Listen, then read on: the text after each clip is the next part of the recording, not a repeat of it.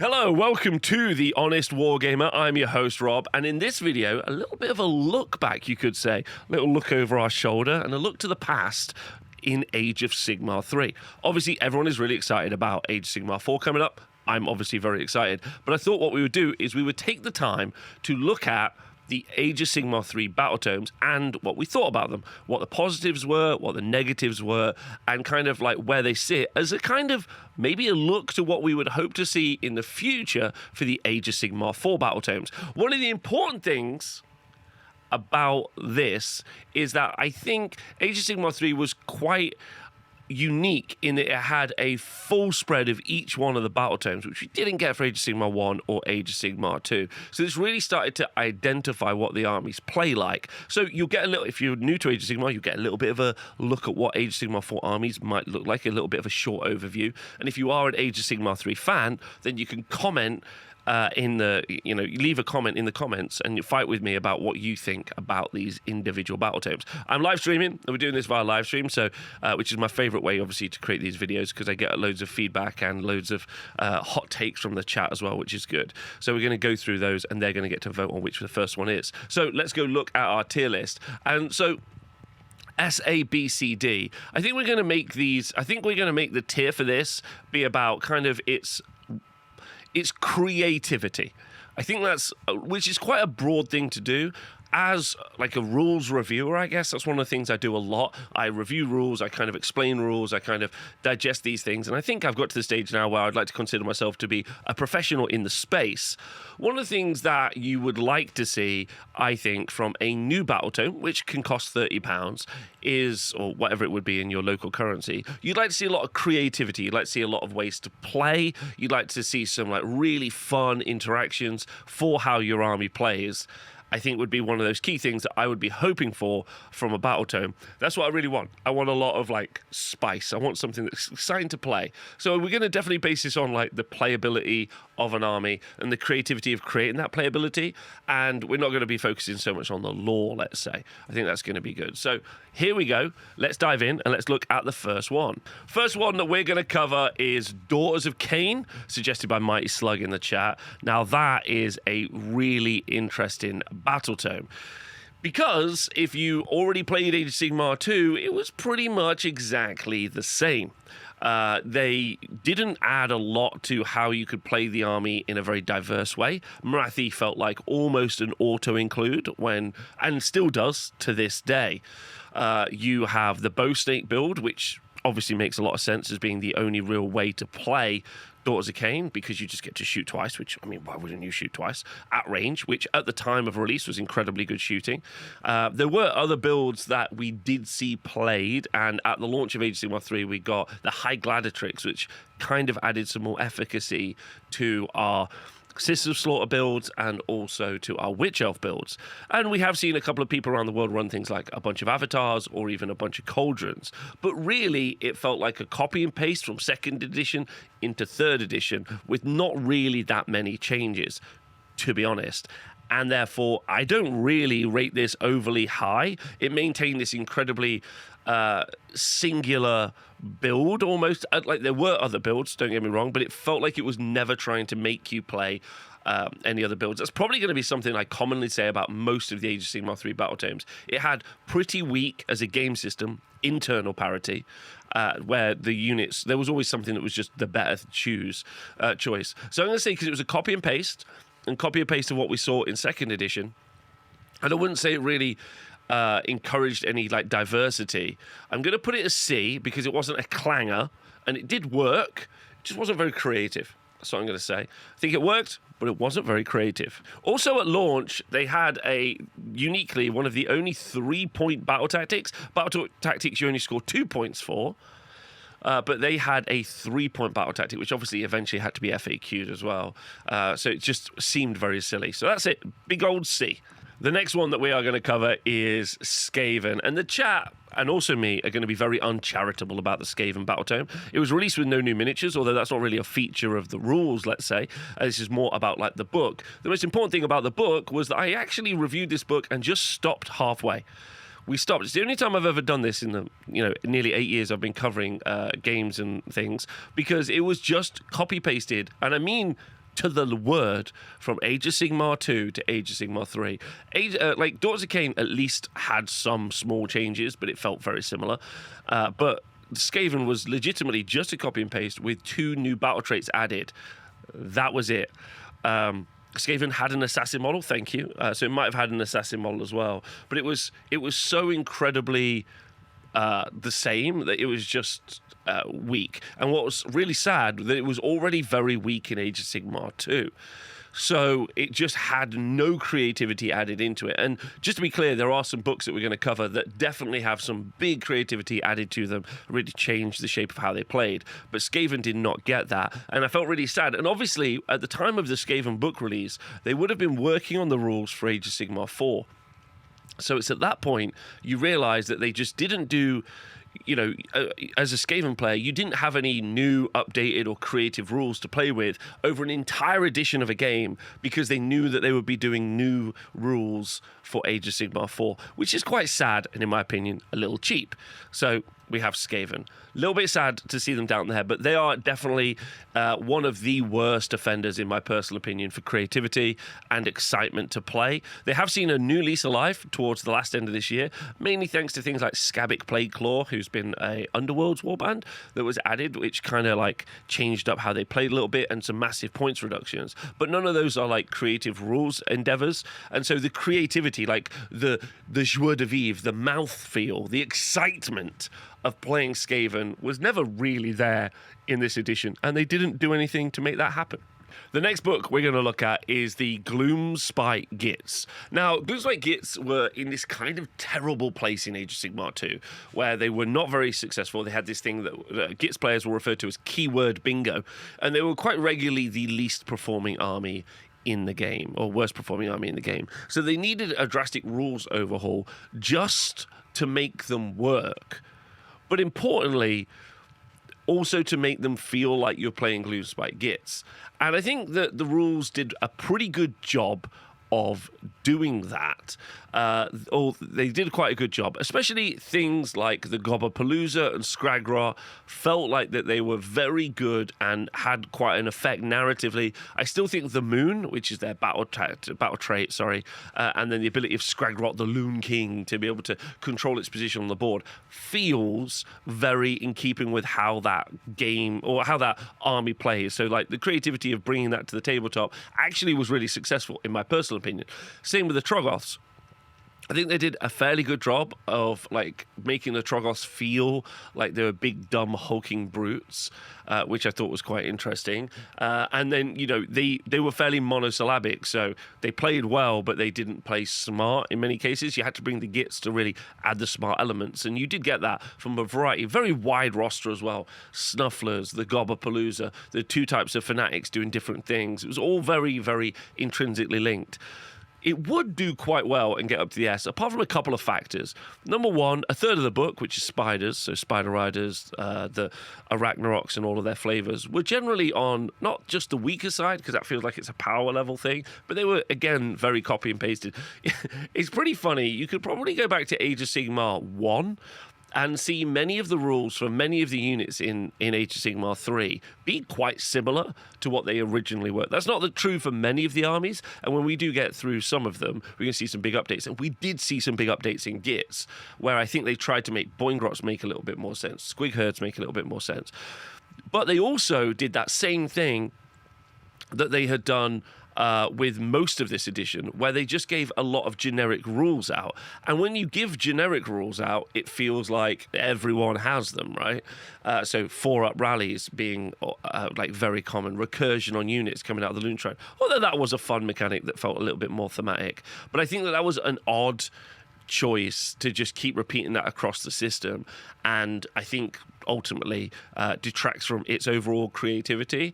So because a third of the book wasn't really looked at, but it was much better than the Age of Sigmar 2 book, I'm going to put it in A. I think that seems fair. Because there was some genuine work done to improve the book and improve what the book can do. But the things that they did to improve it were just slap a bunch of very strong abilities on top of it, which ultimately doesn't feel great. But there are some really, really cool mechanics in the Gits book. The next book we're going to do is Flesh Eater Courts. So their book was 6 years in the making, from Age of Sigmar 2 to Age of Sigmar 3. So that's quite interesting, and the book kind of languished, although it was really a holdover from when the rules were a bit more eclectic, I'm going to say. There's been this continuous move towards, I guess, simpler, more refined rules, which has probably moved away then from a rule set that's got like a little bit more creativity. So Flesh Eater Courts was quite a fun and refreshing change 6 years in that it, as a complete rewrite, it actually had a lot of flavour to it. We ended up with all the special characters doing something quite fun and quite engaging and unique, which is cool. Being an undead faction, they did a lot of, like, their main mechanic, I guess, was generating a lot of points so you could return models to the board, which is kind of fun because they're a death mechanic, but they're also a death army whose special mechanic in returning things is something lots of other armies had. As we talked about, returning models either as whole units or for rallies was something that was incredibly common, and therefore they really stole that away from the death armies having more identity. Also, the noble deeds didn't really make you feel like you were an insane, crazed cannibal. However, I think it's got a lot of list diversity, lots of like fun rules interactions, and they did a good job of making those kind of special characters really make you feel like you were playing insane cannibals. So I'm going to put it as an A. Also, you only got to play it for like 6 months at the end, which is like rubbish. You wait 6 years to only play it 6 months, so that's kind of sucks. Although that's not really the point of the tier video. And the point of the tier video is, did it feel like it was a creative endeavor? And I feel like it was a creative endeavor. I feel like the rules and everything that they tried to do was a creative endeavor. And this is why it becomes incredibly weird, because we're also probably going to have the same conversation about Beasts of Chaos. They put some creativity into armies that we're not going to continue to see play. Like as in 6 months, those rules will change, which is kind of weird, right? So anyway, Flesh Eater Courts are going in A. So the next book we're going to talk about are Beasts of Chaos. Beasts of Chaos is quite an interesting one, because was this book written knowing that they were going to squat them from Age of Sigmar? We have no idea. The timeline kind of syncs up, and I have on previous shows talked about the fact that I do think that there is an unreleased Beasts of Chaos miniatures range, which we saw go into other armies. Therodons into Slaves to Darkness, for example, are just the new Minotaurs. The Mimroid Crusher, the Fumroid Crusher, the Mimrodon Therodon, the Mimrodon guy from Slaves to Darkness as well. Then you got Kragnos. So there's quite a few of these kind of options out there, in my personal opinion. So I think that they knew for a long time that Beasts of Chaos weren't sticking around, which is why their new battle tome, having all of these new exciting rules, was weird as hell. It was a crazy, crazy change. And it was a really well done book. They had these really fun ambushing mechanics that really made you feel like you were ambushing. They had some really good delineation between like the Gore and the Ungor and how effective they were versus the Doom Balls. But even Gore, Ungor, and Ungor Raiders all provided a different role in the army, which is quite rare for Games Workshop to be able to write 3 similar kind of stat line models as having different utility. So that was some pretty exciting creativity. Doom Balls and also Bulgor played very differently to how the rest of the army, which was great. Cygor definitely had a place. Never really saw much play, but it was really fun and creative the way it involved itself in the game as well. Even like the other elements, like the Giant had some great utility. In fact, I think it was arguably one of the better, most creative books that was written. And so kind of shocking that they get rid of it. And so, yeah, there was just loads of positive changes for this book from what was like a pretty mono book that they had previously. The one thing I would say is they wrote some okay rules for Dragon Ogres, but they didn't overtly work really well with the Shaggoth, and they never really improved that, which I thought was weird.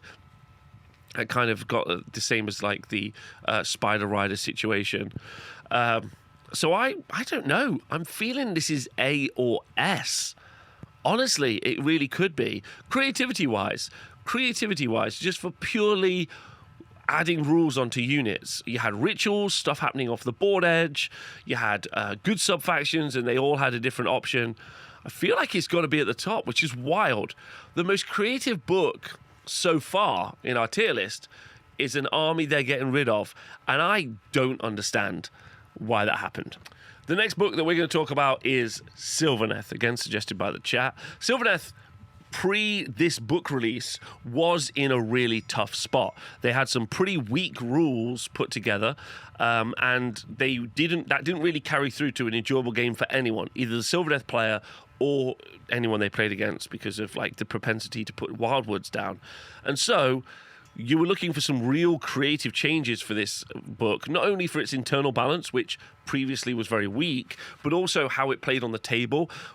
Terrain pack differences really changed if they could or couldn't play. Can I put a wildwood down was pretty much a defining feature of if they could even do something.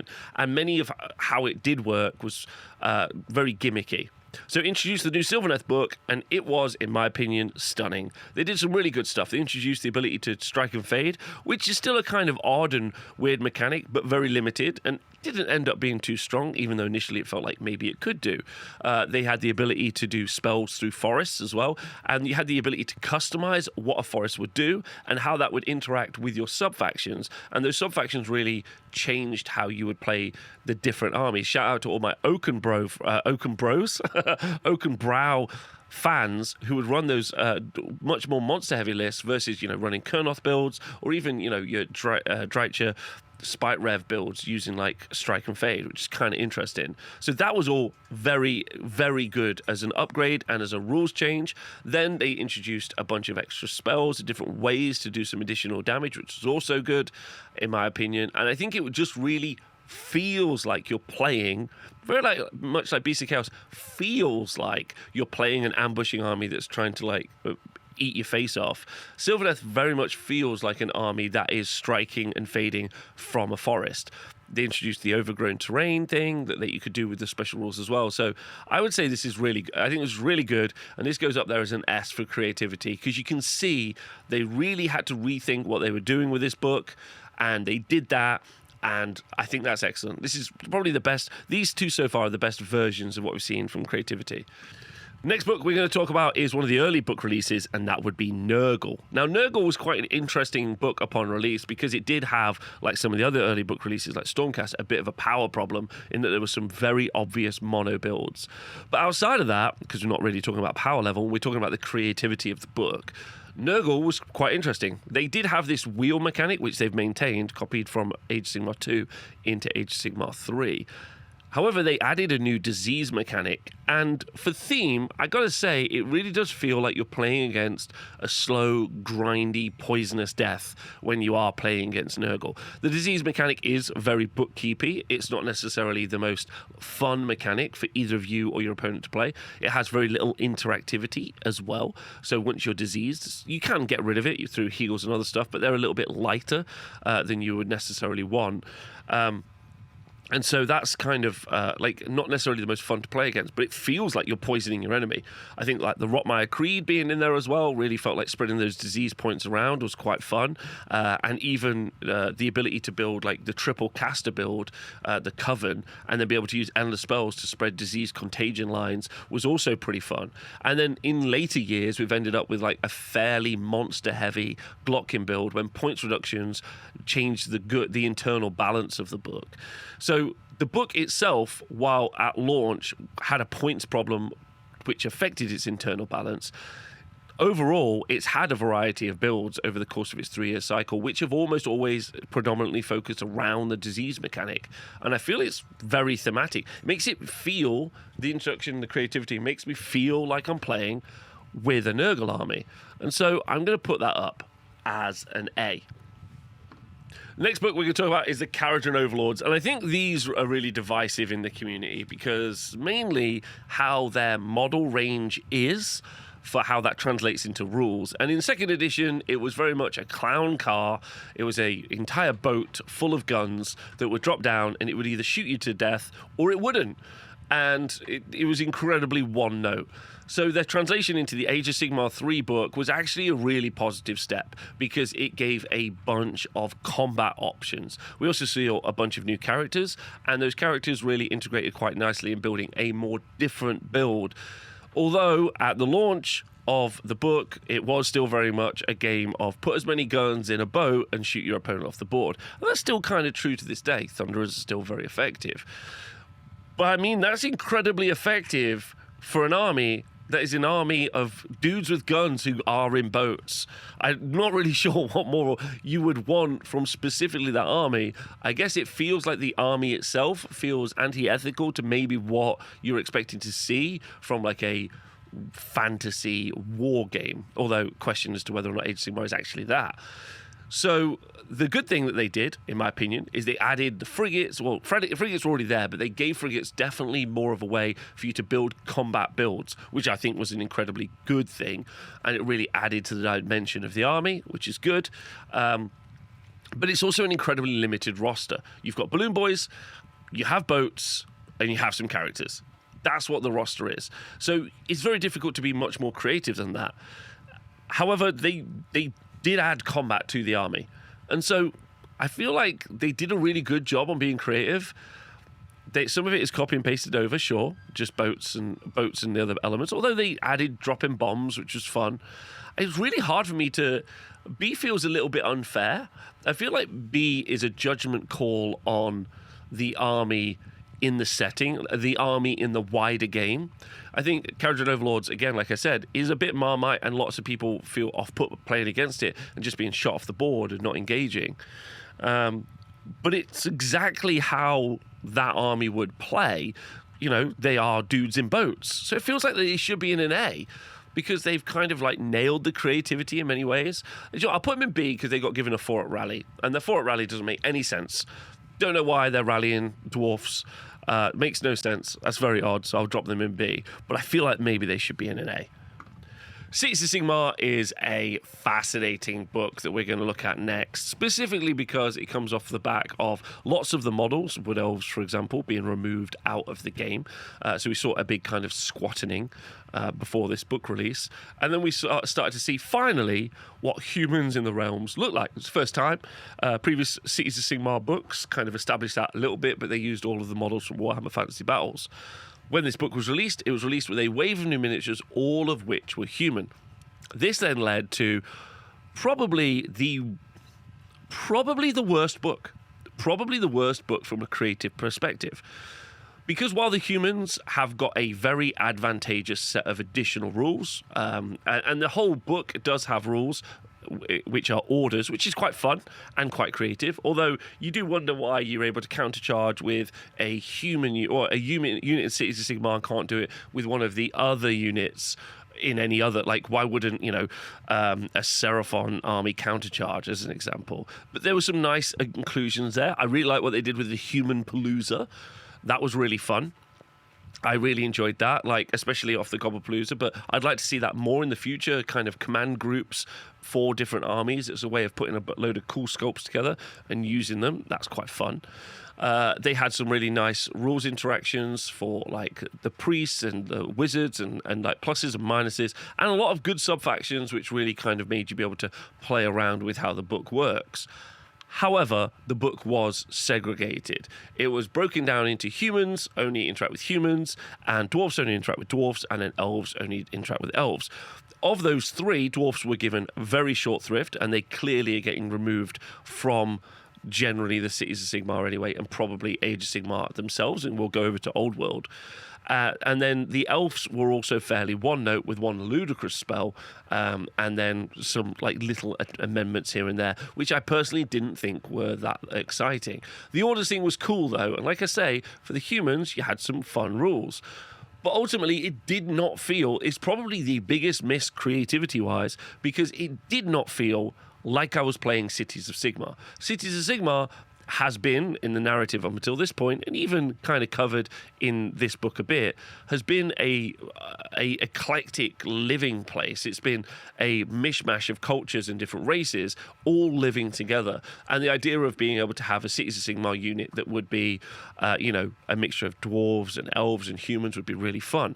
The problem is what this book wasn't was a Cities of Sigmar book. What this book was the Dawnbringer Crusade, the humans going and colonizing new parts of the mortal realms, and also they had to put some rules in for dark elves and also for the dwarfs. And so it's probably the worst book because it really doesn't feel like you're playing with Cities of Sigmar, and instead it makes you feel like you're playing with a Dawnbringer Crusade, and I think that that's a miss. I'm probably not going to put it down as D, because, Skaven is its own unique level of rubbish. But I'm going to put it here as C, just to kind of really show that, like, in my opinion, that they missed the mark with trying to explain what Cities of Sigmar should have been, and instead it was just this Dawnbringers book in of itself. I'm not saying there weren't some cool and creative mechanics in there, because there really were, but it really misses the mark for what I think Cities is.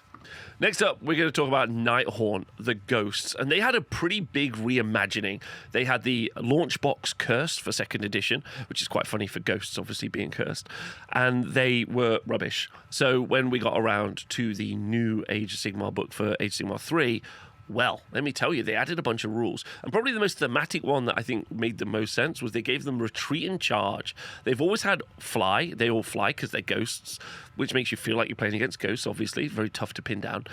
And then, of course, they all ignore rend because for some reason it's tough to cut through a ghost, I think, or there's nothing to cut through, something like that. So that's their ethereal special rule. But they added retreat and charge, and they also added that when you charge in, you apply a bunch of debuffs, kind of like a scare mechanic for lowering them down. Lowering down debuffs onto your opponent. And honestly, that makes me feel like you're playing against ghosts, and is pretty fucking cool, in my opinion. Like I think more than anything, having all these... Oh, also, like, you can't use Inspiring Presence because they're ghosts and you're scared. That's all pretty fun stuff that I think thematically makes you feel like you are playing against Nighthaunt. There have been some Clangor War Scrolls in there. Like, I think Flesh Eater Courts is lifted up a little bit because its allegiance abilities are kind of not great, but some of its war scrolls are much better and thematic, whereas Nighthaunt wholesale makes it feel like you're fighting against a tidal wave of ghosts from the 3rd edition book, and is a marked improvement from the 2nd edition book. I'm going to say I'm really struggling, weirdly, not to put it in S, because it feels like it's on theme. It feels and plays. The creativity that they added to make that happen feels honestly very good. There are some like key units, like a Linda probably could just have more rules, maybe just more wounds. I don't know, but I don't think I'm marking. It's my tier list. I'm going to put them in S.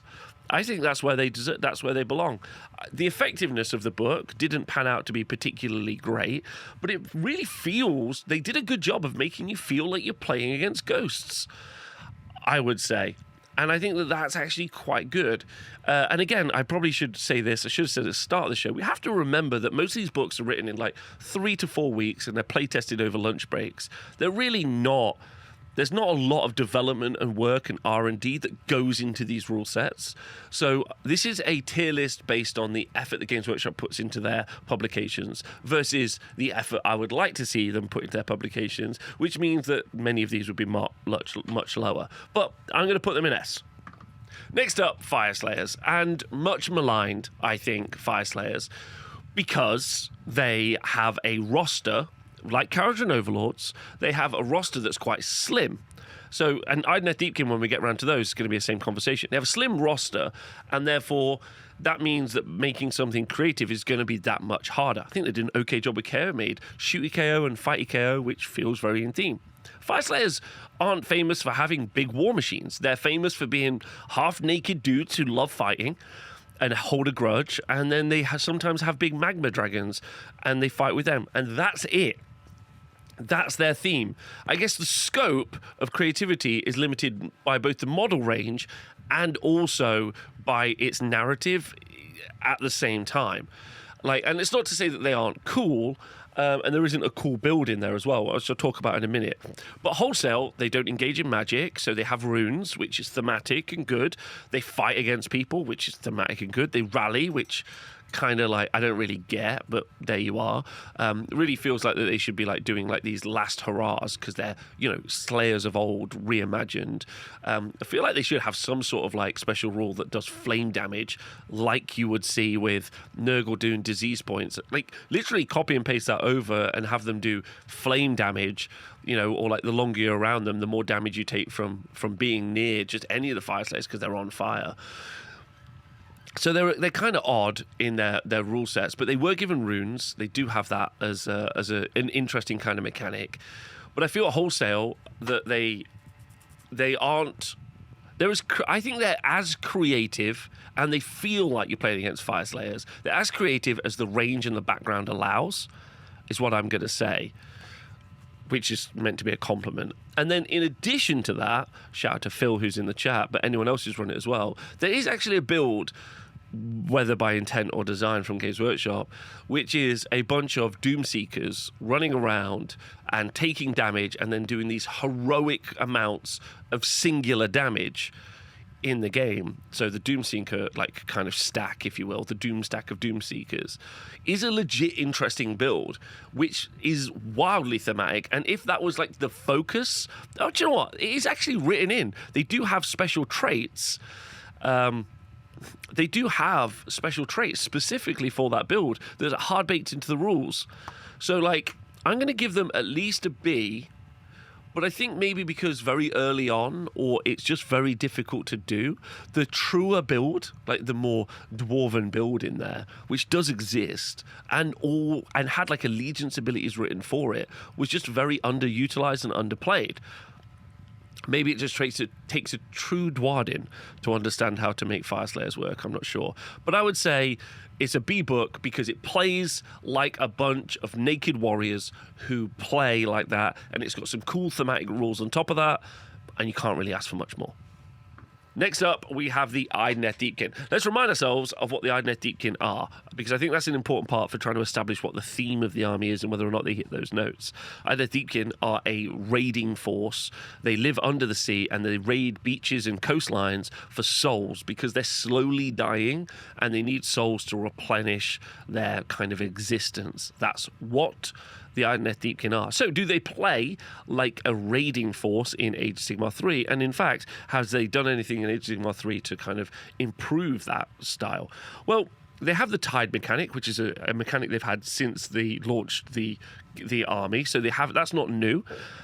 They had this new or like maybe re-envisioned ritual system, which never really had much play or was much use in the game.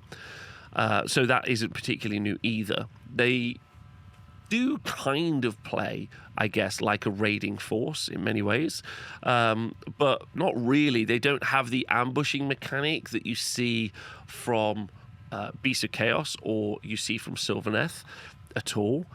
They have a very diverse model range from a very limited model range. It's very limited roster, but very diverse. And each one of those units pretty much plays how you think it will play. The Reavers shoot, the Fighters fight. The Eidolons, I feel like, were a big miss and didn't really see much play in this entire edition, which feels very odd because they're pretty iconic in the range. So I don't think they added anything new to Idoneth Deepkin for Age of Sigmar 3. I don't think they did anything to make them feel like raiders, and I think they're still missing out on that raider mechanic that you get from Beasts of Chaos and Sylvaneth.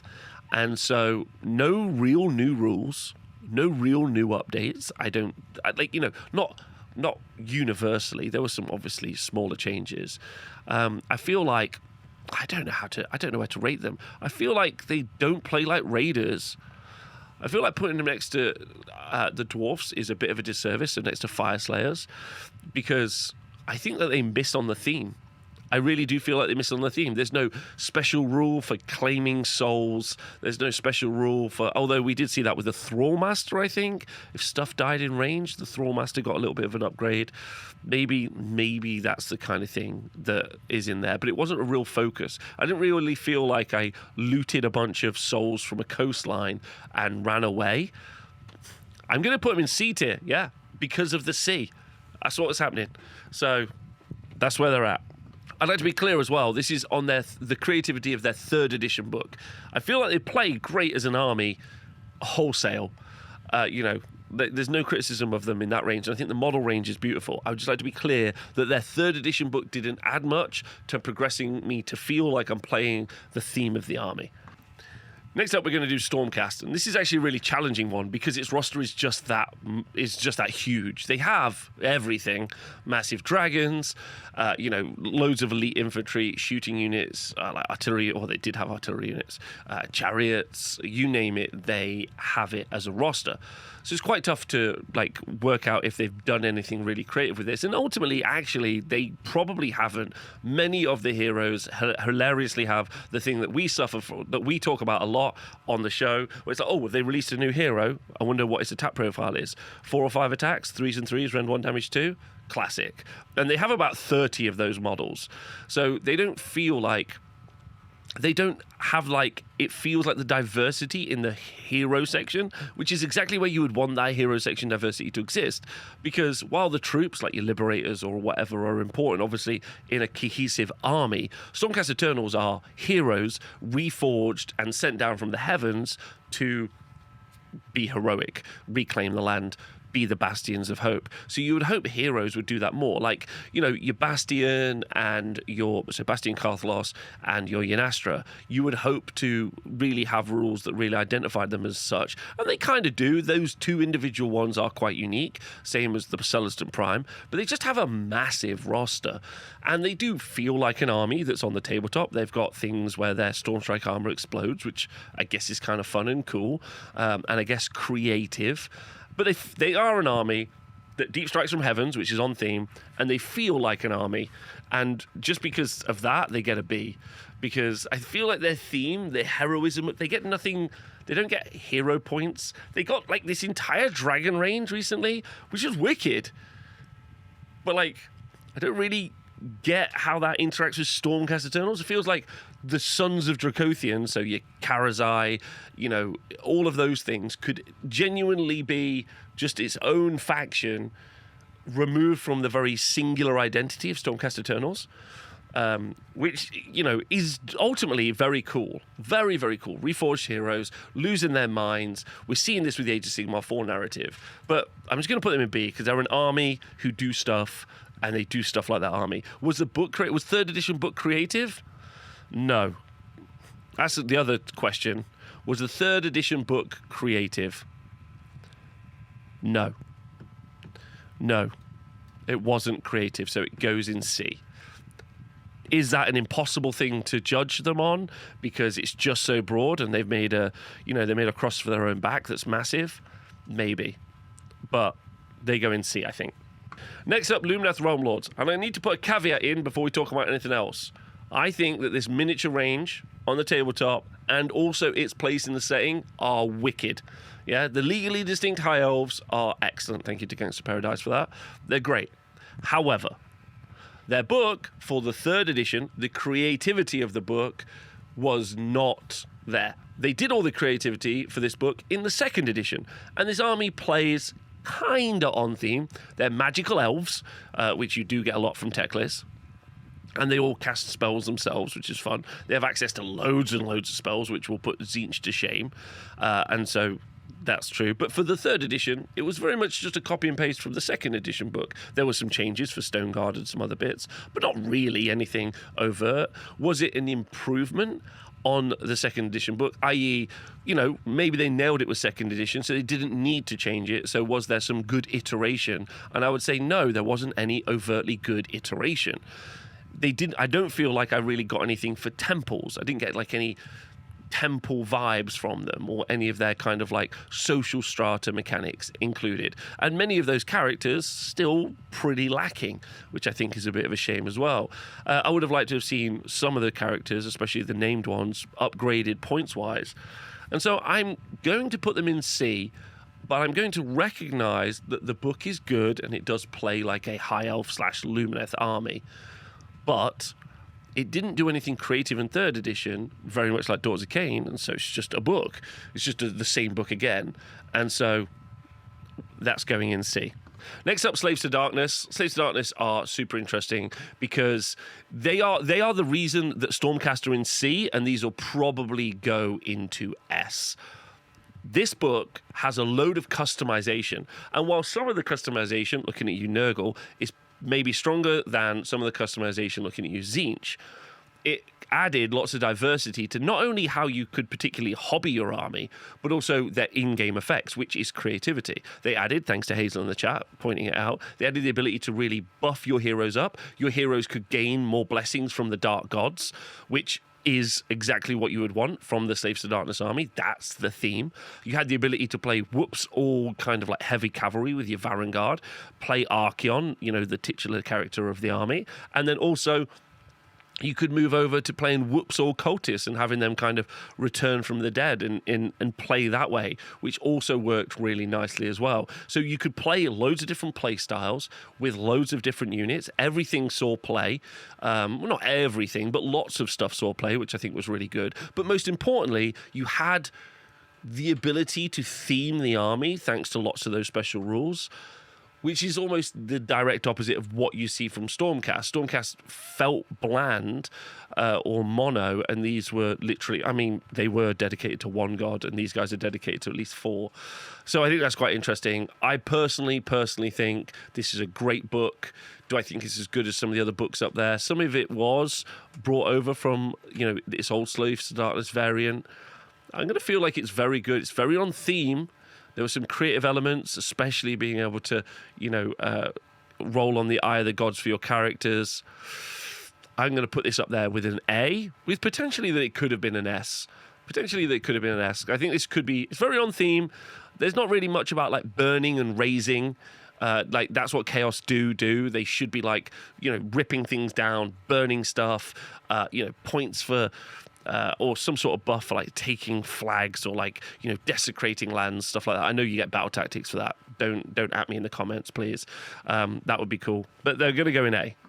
Khorne is the next book, and this is an interesting one. Khorne is about battle. He's the god of war, the god of murder. He's the god of definitely war as well. And in this way, like the roster, which is quite broad, there's a lot in Khorne. They gave loads of really fun additional rules. You definitely could run Bloodletters, and you could also run the mortal side of it as well. Bloodthirsters were okay, and actually a singular Bloodthirster build became effectively the de facto way of playing the army, with Scarbrand probably taking the place of second in that slot. But that doesn't mean there weren't loads of ways to do really fun stuff with all of the rituals and all of the prayers that were available to the army, which really buffed them up. However, while being they also have the very cool blood mechanic, where obviously, or blood tithe mechanic, that when something dies, then you get a blood tithe point and you can use that. The problem is with Khorne is that they made Khorne an army that was about move blocking. And while there was eventually some murder, this overriding ability, the core mechanic of the army is that stuff dies, incredibly Khorne, and then you get a point, which is very corny, to use, get a blessing from the god and be able to use Murderlust.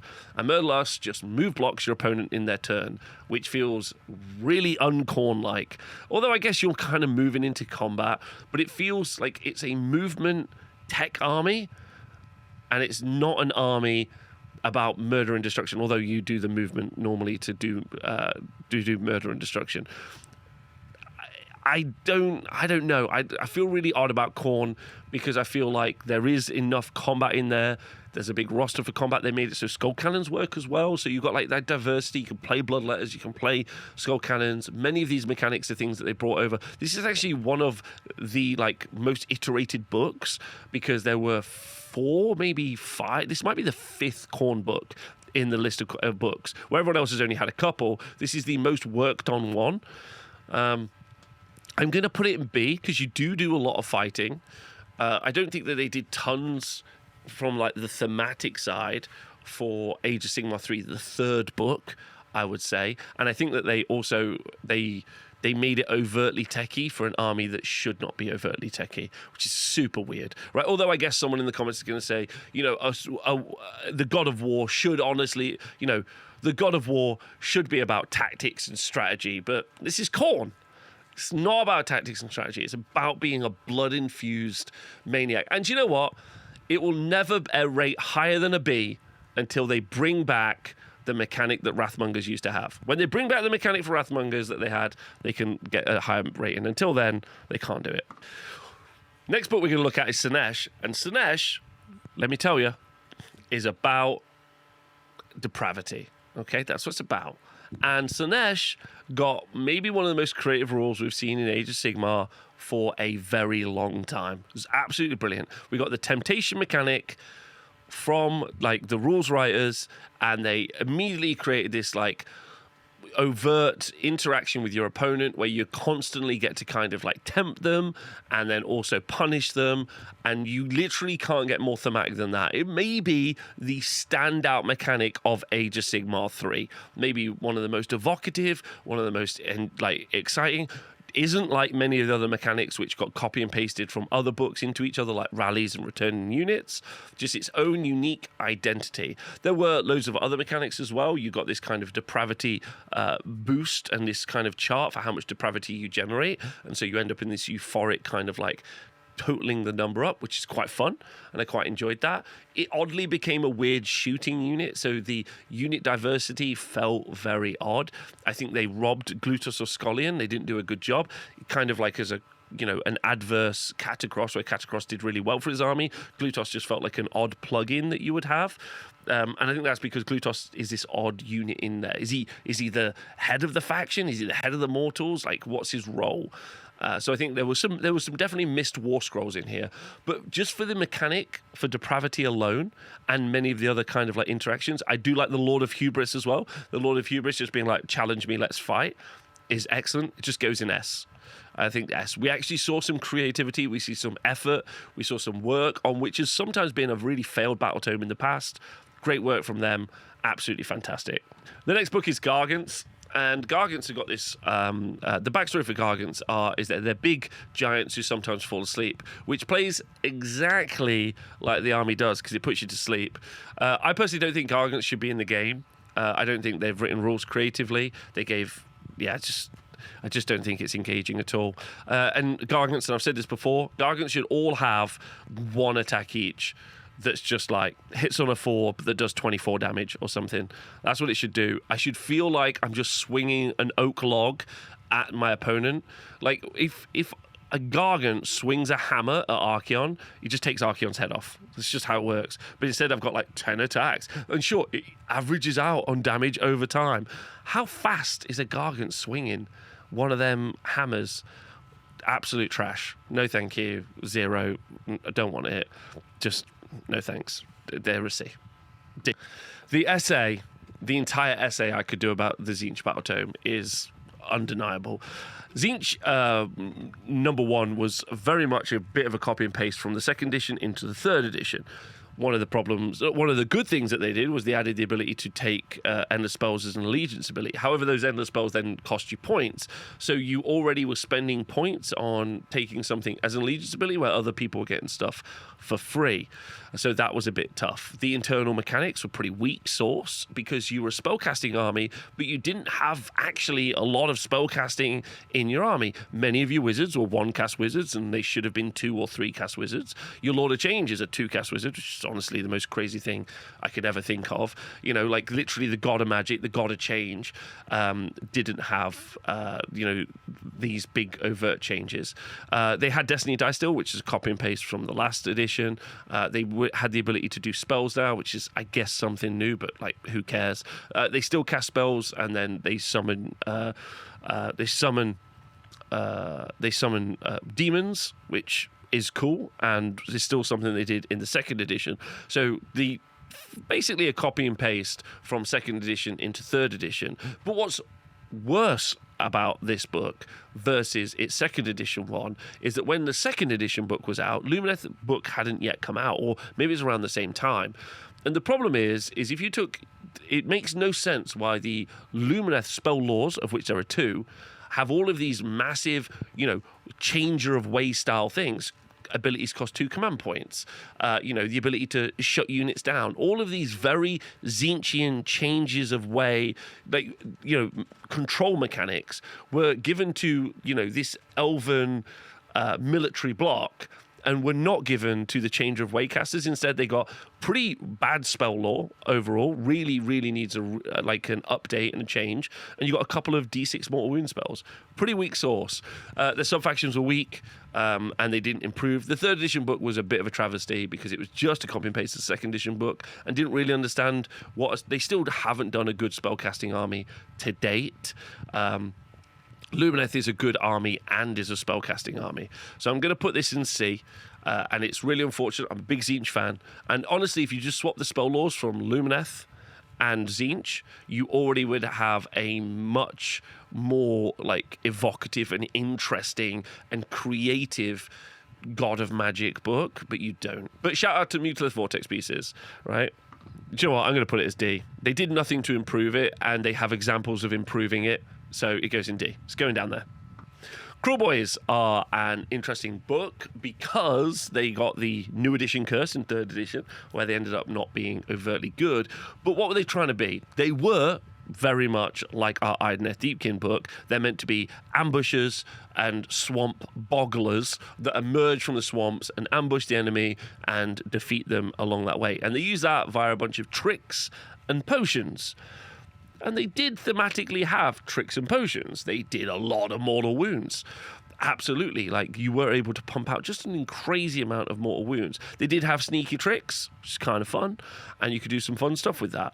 So they did kind of play like you would hope in many of those ways. They could have done a little bit more with the ambushing, I think. But I don't think for a first shot... Don't forget that Beast of Chaos and Sylvaneth and Nighthaunt, which have got S tier, although I'm going to focus on Beast of Chaos and Nighthaunt, which are much more our kind of like ambushy, deep strike from the sides army, our raider army. They've done a better version, but they've had several books to improve and iterate on that. I think that they didn't do a bad job with the Kruleboyz book, in my personal opinion, right? So that's Kruleboyz. So I'm going to put Kruleboyz in B. And then I've just realised that we don't have Bone Splitters. Obviously, they're out of the game. They did a D tier on Bone Splitters because they were going to remove them. And then I guess we should talk about Ironjawz, which I've realised I haven't got a graphic for. So Ironjawz are just going to go up in A because they're wildly thematic. Everything about them is I run over, I hit you, and I battle you, which is just great. They got the ability to do more command abilities. They got smashing and bashing. They got a countercharge sub-faction. All of these are just absolutely excellent. They didn't really have many improvements from the 2nd edition book because you always were able to add +1 damage to the army. They did feel like they were really geared towards pigs, and they didn't do overtly good long-term with with the brutes and stuff like that. But it doesn't mean it was terrible.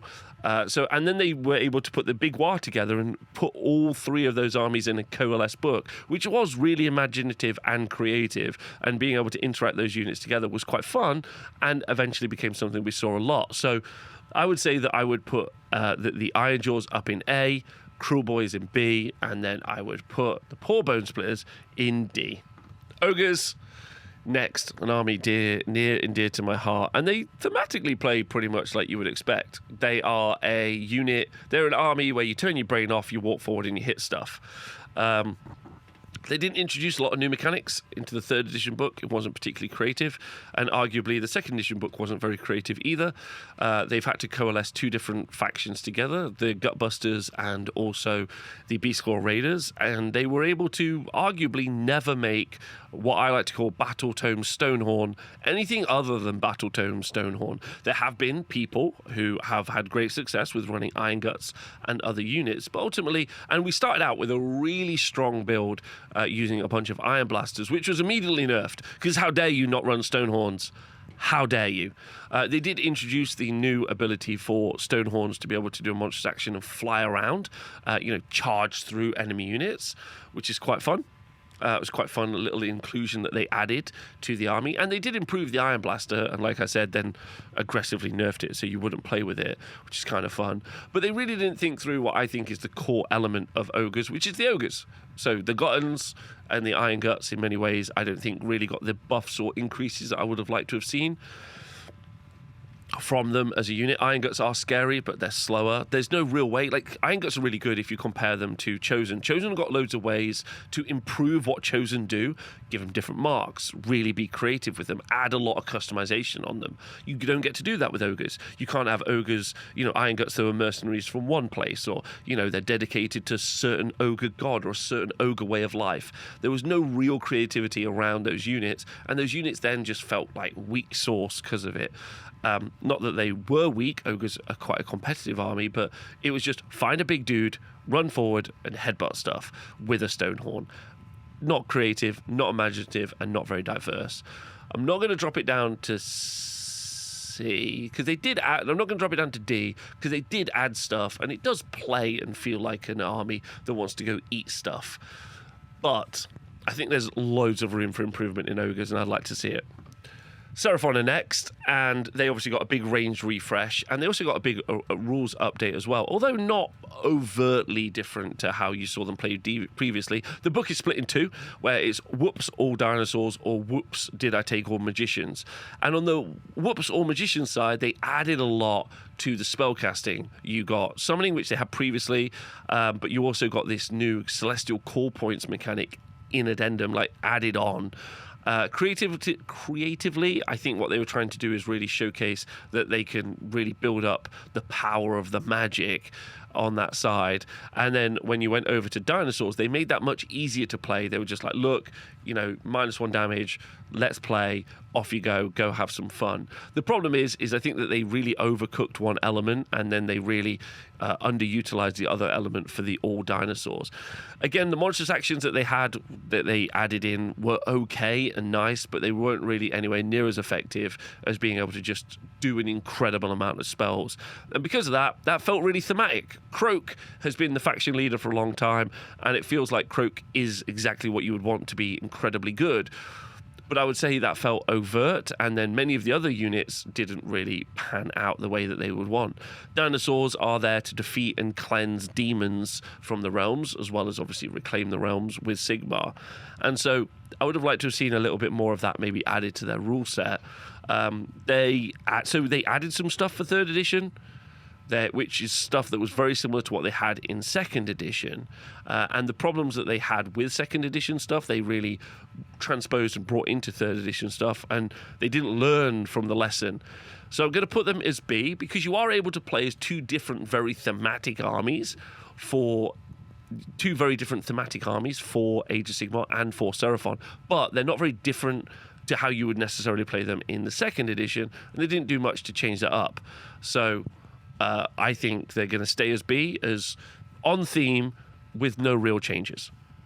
The next book is the Soulblight Gravelords. Soulblight Gravelords had a book just towards the end of the 2nd edition, and so their 3rd edition book wasn't too dissimilar to that book as well.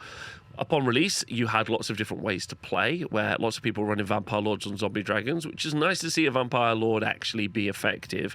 Vampire Lord on foot does not seem anywhere near as scary as its monstrous counterpart.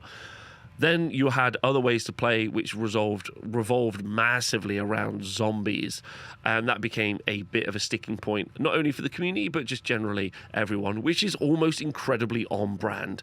They had the ability to have just so many zombies that they were incredibly tough to get through. The odd thing, and maybe the unthematic thing about the zombies, was not that there were loads, and there were loads to kill, and that they would come back from the dead, which is very on brand, is that when they died, they would explode on you and kill you, which is kind of like, I guess there are some zombie movies and zombie narratives where that's a thing, but generally not.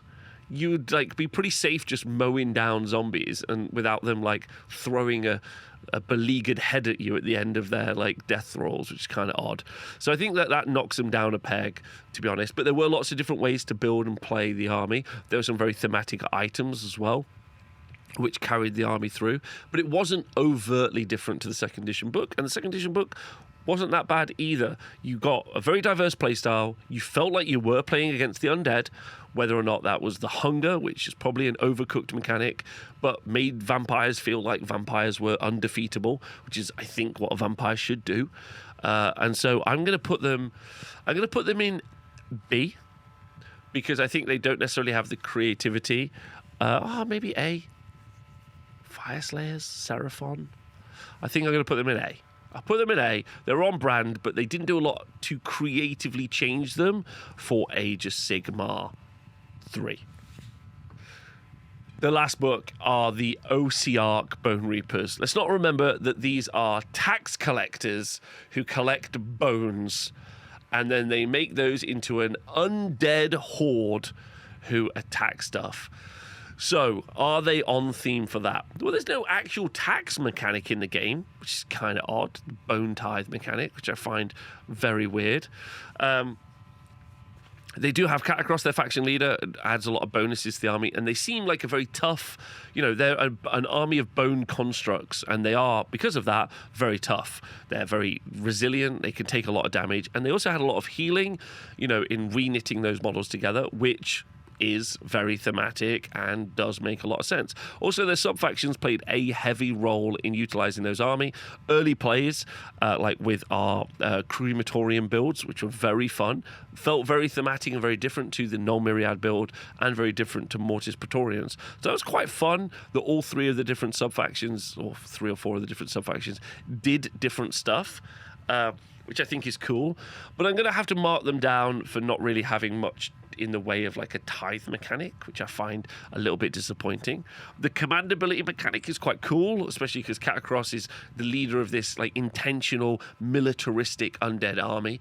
So it's intended to be, a very phalanx, like structured, ordered, regimented army. And it does play that way with the command abilities and your command points all bringing in that utility, which I think is fun. And then you have things like the Morghasts bringing in these kind of odd additional elements. So I'd say it feels very on theme as you play, with the exception of the tax collection. With the exception of that doesn't really seem to be in there as a theme.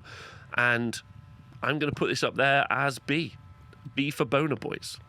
And that's it.